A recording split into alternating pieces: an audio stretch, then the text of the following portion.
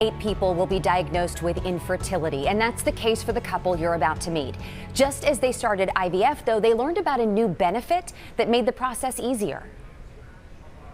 Stephen and Kaylee Hajny knew it would be difficult to have a family. Kaylee was diagnosed with polycystic ovarian syndrome at 16. She documented their journey on Instagram, medicated cycles that ended in miscarriage, and the decision to consider in vitro fertilization. It wasn't a shock. It was scary, of course, but I think I knew going into it that either the financial piece was going to make us or break us. The average cost of one IVF cycle in the U.S. is $10,000 to $15,000.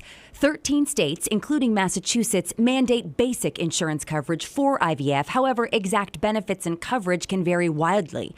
In Maine, where the Hajnys live, there is no mandate. And we're hearing horror stories about people doing second mortgages. And I was like, there's no way we can afford to have a family because of this. Insurance would cover about $7,000. But then Stephen's company decided to offer a new option, fertility benefits. We exist because 1 in 8 people suffer from infertility and struggle when they're trying to have a child. Lisa Greenbaum is Chief Client Officer at Progeny, a fertility benefits company that manages treatments, services, and access to specialists. They work with 135 self-insured companies, and that number has stayed consistent even during the pandemic. Greenbaum says they let doctors and patients decide on the best treatment rather than mandate what services will be covered, and that can save companies money in the long run. Help reduce the likelihood of multiple births, which can reduce the likelihood of preterm birth and a lot of prenatal and NICU spend